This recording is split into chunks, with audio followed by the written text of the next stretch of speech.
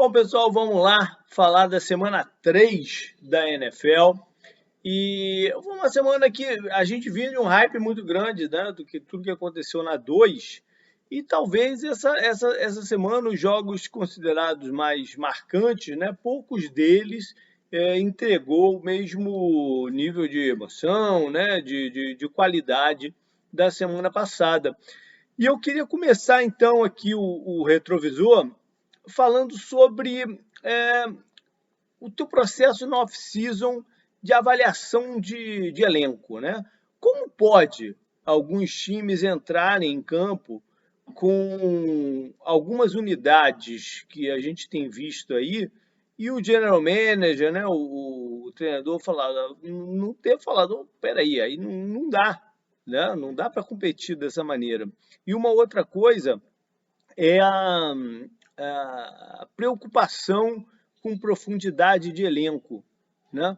Que deveria ser maior. A gente viu nessa semana alguns times que sofreram demais com a ausência de alguns jogadores. Não estou nem falando de grandes craques, você substituir um grande craque por um outro, né? Você sente ali. Estou falando mais de um desfalquezinho básico aqui e ali. Também não estou mencionando, por exemplo, o grupo de recebedores do Buccaneers, né, que jogou quase sem ninguém, ou a secundária dos Bills, que perdeu os 4 titulares para o jogo contra Miami. Não, e isso é uma coisa freak, né? Isso é fora do padrão. Estou falando do dia a dia ali, do normal, de você ter um jogador que perde um jogo, dois, volta e tal, e os times não conseguem ter resposta para isso, né? Mas, enfim, isso daí faz parte também de desenvolvimento dos jovens, né, de drafts e tal, é um problema até mais sério. Mas voltando às unidades deficientes, algumas me chamam a atenção. Tem uma, por exemplo, que é a de recebedores do Colts, que a gente usa sempre de exemplo, né? Essa rodada eles ganharam, então, mas na semana passada eles tomaram uma surra dos Jaguars, parte porque não tinham para quem passar a bola, né? E complicou o ataque deles. Então, essa semana a gente viu, por exemplo, a linha ofensiva dos 49ers, né? Mesmo antes da saída do Trent Williams, estava complicada, né? De conseguir abrir os espaços certos, de proteger, dar o tempo para o Garoppolo. Quando ele sai, aí virou um caos, né? Acabou o jogo, porque eles não conseguiam mandar um mínimo de estrutura de pocket para o Garoppolo jogar. Então é uma questão de planejamento, né? De saber o que você quiser. Poder ter trazer também o front seven do Cardinals, né? Que não consegue chegar no quarterback adversário, perdeu os jogadores e a reposição foi com calouros, que a gente sabe que o Joseph, o coordenador, não gosta de botar os calouros em campo. Então é complicado você pensar que com o que você tinha, né, dá para jogar. E eu acho que muita das responsabilidades que às vezes a gente coloca no head coach ou nos coordenadores devia ser mais difundida, devia ser mais distribuída com a parte da diretoria técnica, de avaliação de equipe, de atletas e o seu general manager. E que, afinal de contas, na maioria das organizações, a decisão final é do GM. Bom, eu escolhi para jogo importante de playoffs dessa rodada a partida lá no Tennessee entre Titans e Raiders. Dois times que tiveram nos playoffs de 2021, mas que iniciaram essa campanha com 0 vitórias e 2 derrotas. A gente sabe que, historicamente, isso já é um número complicado de ser revertido. Agora, com um jogo a mais no schedule, pode ter dado uma amenizada. Então, o número 0-3, para mim, ficou mais emblemático, né, de corte de chance. E você ficar na situação que está o Raiders agora, vai precisar de um conjunto aí de coisas dando certo para eles engatarem a 6ª marcha e caminharem aos playoffs. Os Titans, então, se livraram, ainda bem para eles, né? Porque os Colts venceram os Chiefs, que era um resultado que, né, poderia ter sido adverso. E eles empatam então com o número de vitórias de Indianápolis e estão os dois atrás de Jacksonville. Se eles ficassem 0-3, já viu que, sabendo da força até de algumas outras divisões, que poderia ser muito difícil o caminho deles. O Tennessee começou o jogo dando uma pinta de que, não, agora a gente se encontrou, né, vamos para lá. Os 3 primeiros drives foram touchdown, nos 3. Mas também depois estancou. Né? É um time que está num processo difícil esse ano, mas ter ganho essa partida foi um tremendo alívio. A zebra, então, foi o Jaguars, que foi lá a Los Angeles, bateu os Chargers. Eu tinha até colocado, das 3 rodadas, 2 eu já errei no meu palpite de Eliminator, né? Mesmo que a gente tivesse com a plataforma como a gente sempre esteve, eu já estaria eliminado agora. Mas tudo bem, faz parte. Esse ano faz parte. O fato é que Lawrence está ganhando confiança, né? Está conseguindo bons passes, como a gente viu ali no touchdown para o Marvin Jones na red zone, né? A defesa está com ânimo revigorado e 38-10 na casa do adversário. Um adversário que no papel tem muito poder de fogo, é um tremendo de um resultado. Né? Os playmakers dos Chargers estão aparecendo muito ocasionalmente. O Herbert, né, vem sofrendo com o problema da pancada nas costelas, então pode ser que ainda leve 1 ou 2 rodadas para ele voltar a jogar com mais desenvoltura. Os Chargers começam um pouquinho a se complicar. Mas o fato aqui é elogiar os Jaguars, que daqui a pouco a gente não vai poder considerar zebra nesse campeonato, né? Ainda tem essa.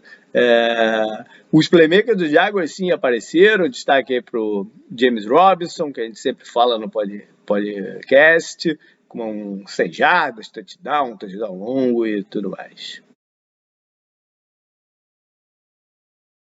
Bom, um time que está preocupado, mas que sempre também esteve preocupado, né? Não é que estava confiante em nenhum momento, mas há 2 anos atrás eles ganharam a divisão. Eu estou falando do Washington, agora Commanders.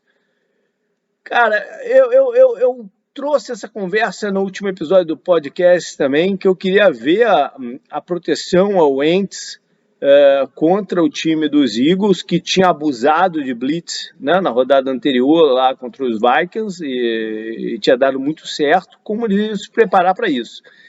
Eu não sei se prepararam ou se não é terrível, mas se prepararam, aí a situação fica pior ainda, porque eles levaram 9 sacks e outros 8 hits no quarterback, no Carson Wentz, que continua segurando demais a bola. Né? Eu acho que 5 dos 7 foram logo no primeiro quarto, né?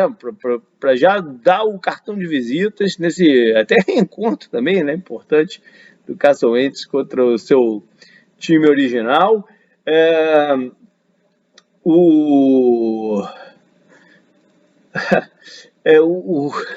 O Washington tem algumas coisas interessantes, né? A defesa deles contra corridas funcionou bem contra um Eagles que geralmente corre com bastante eficiência a bola, mas a defesa lá atrás também vacilou, então contrabalançou isso daí, junto com a péssima posição de campo gerada pelos sacks, tiveram uma vitória tranquila. Washington saiu também uma notícia no próprio domingo, que eles tinham, algumas semanas, sei lá exatamente quando, mas antes, não é agora não tem mais nada disso. Tinham chegado a investigar a possibilidade de um trade pelo Garoppolo, já joga o Wentz debaixo do caminhão logo na 3ª rodada e vamos ver quanto ele ainda consegue se segurar aí na posição de titular. Como reencontro, eu escolhi o David Bakhtiari, left tackle dos Packers, né, que reencontra com os Campos. Depois de tanto tempo, né, de 2020, a gente não pode considerar que em 2021 ele jogou, né, nada. Então está de volta o back, para a alegria aí do Aaron Rodgers e companhia. Essa primeira partida, né, eles fizeram uma inserção progressiva dele, né, ponderada, se você considerar que estava jogando contra um pass rush complicado, né? Liderado aí pelo Shaq Barrett e companhia. Então eles limitaram o Bakhtiari a 35 snaps, que foi mais ou menos, foi 56%, né, dos snaps ofensivos dos Packers. Até para preservar o fôlego dele, é complicado você voltar a jogar depois de tanto tempo. Então, essa volta ao ritmo dele deve ser um pouco progressiva, se tomara, né, gradual, né, tomara que ele volte a jogar pelo menos perto daquele grande tackle, offensive tackle que a gente viu. Eu falei da lesão do Trent Williams, né, na partida contra os Broncos, que desandou tudo lá.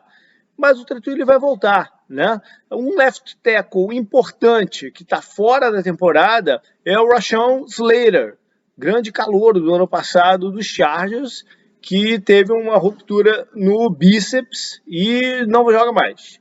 Isso é outro baque grande para um time que, né, estava ali querendo se colocar entre os favoritos. Aquela sensação de que o Chargers finalmente conseguiu reverter, né, sua linha ofensiva, que foi um problema durante tantos anos, né, começa aí a água abaixo. Esse é um time que a gente sabe que tem pouca profundidade.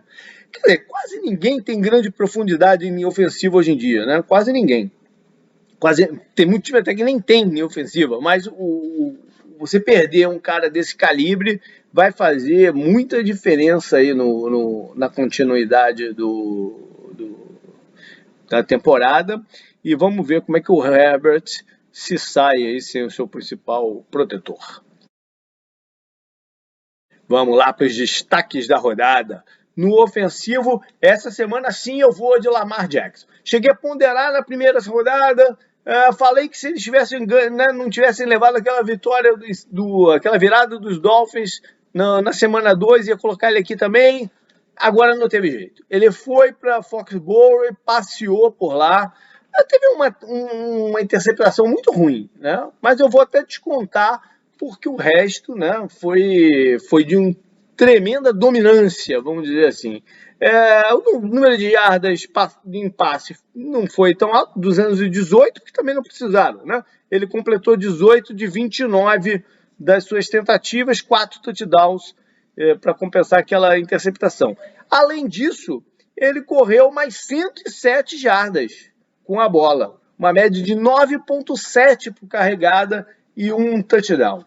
O Lamar há muito tempo que ele é um matchup complicado para o estilo defensivo dos Patriots. Inclusive o Bill Belichick, antes da partida, elogiou muito ele durante a semana, né? E estamos aí de olho nessa questão do contrato dele, né? Porque se continuar jogando dessa forma aqui, ele pode ser, enfim, o cara que vai mexer nas estruturas de contrato, naquela parte assegurada, né? A parte... tá me faltando o termo aqui, garantida. Na garantida né, que eles colocam. E a ver como é que vai ficar isso daí, mas o início é promissor. Na defesa, eu acabei ficando com Roquan Smith, linebacker dos Bears. E muito pitoresco, né, irônico, talvez, que ele tenha tido essa performance monstruosa de 16 tackles, sendo 2 deles por trás da linha de scrimmage, né? Mais um passe defendido e uma outra interceptação. Interceptação que posicionou Chicago para o field goal da vitória, né? Mas não deixa de ser, né, uma alegria e uma curiosidade a mais. Quem estava do outro lado, comandando os Texans, foi o Love Smith, que no seu tempo como head coach dos Bears, a sua defesa ficou marcada pela performance incrível dos linebackers, do Brian Larker e do... Rapaz, me faltou o nome agora dele aqui, que era lá de Arizona State. Putz, me faltou. Mas enfim, eu queria falar mais do Brian Larker mesmo, porque o Roquan tá jogando um pouquinho nessa posição e o Love deve ter ficado com saudade lá, né? Em Special Teams, tivemos uma semana importante de Special Teams, hein? Muita influência em coisas que acontecem, em vitórias dessa vez, e até em quase vitória, como aquela situação do Bills lá, mas enfim, eu quero falar da positiva E dentre essas opções eu acabei escolhendo o veterano Panther, agora nos Panthers, o Johnny Hekker, né? Talvez seja o Panther, que quando a gente fala em Panther, é o primeiro nome que vem na cabeça. Ele não está mais nos Rams, time que jogou a vida toda, estreou essa temporada lá em Carolina e teve uma partida perfeita contra os Saints, colocando os Saints várias vezes muito lá no fundo do campo. Foram 4 das 6 vezes chutes que ele deu, 4 foi colocando dentro das 20 jardas. Né? O touchback sai na 25. Então ele colocou dentro das 20 jardas em 4 das situações. Isso contra um time como o New Orleans, né, que tem o Jameis Winston, você fazia o Jameis Winston atravessar o campo inteiro, forçando bola, estando atrás no placar, é um convite para turnovers e faz muito bem para sua defesa esse posição de campo para iniciar, né, os drives. Calouro, eu acabo não teve um destaque assim, imenso de calouro, então eu resolvi ficar com o tight end dos Colts, chamado Jelani Woods. A gente eu falei lá no começo, né, de opções de receber bola dos Colts. Ao menos eles estão descobrindo aqui uma opção interessantíssima de red zone. Né? Foram 2 touchdowns, os 2 passes que ele recebeu na partida, ele teve mais um target, mas os 2 que ele recebeu foram para touchdown. Não é muita jarda, lógico, né? Mas é uma presença que se faz sentida, até porque ele é muito grande. E eu falei muito na época do pré-draft, né? Que era um cara com potencial a ser desenvolvido, mas que já poderia ser uma presença logo no começo na Red Zone. Eu cantei essa pedra. E tá aí, já 2 touchdowns nessa rodada. Eu acho que ele tende a ser mais do que isso no futuro, tende a expandir um pouquinho o seu jogo, tem habilidade, tem atleticismo para isso. Vamos então acompanhar aí a carreira do Jelani Woods. Por fim, né, eu sempre escolho uma jogada marcante que aconteceu na rodada. Fiquei com o wide receiver dos Eagles, Devonta Smith, segundo ano, que não fez só uma vez, não. Por 2 vezes ele voou para trás para receber um passe. O segundo dele foi até para touchdown, estava marcado por um jogador, mas o primeiro, mais até sensacional ainda, que é no meio de 2 defensores, ele salta perfeito, cara, para um equilíbrio de corpo, né? Um domínio do ar e tal, cata a bola lá em cima, cai para trás de costas, até sente um pouquinho, mas é um lance incrível, muito parecido, ironicamente também, com um dos lances mais marcantes do Larry Fitzgerald na carreira dele, que foi um passe que ele recebeu assim contra a Filadélfia também.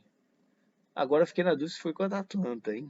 Mas eu achava que era contra o Filadélfia, mas não sei porque que agora me veio na cabeça que era Atlanta. Vou até olhar depois. Mas enfim, estamos comparando o cara com o Larry Fitzgerald, estamos botando ele em boa companhia de qualquer jeito. O link para essas 2 jogadas, na verdade, tá lá no post do Semana do Retrovisor no 10jardas.com. Beleza, galera? Vamos lá para as coisas ainda vamos falar um pouquinho de Power Rank e tal, mas aí a gente já vira a bateria para a semana 4 com podcast. E semana que vem estou de volta aí no Semana no Retrovisor. Até mais.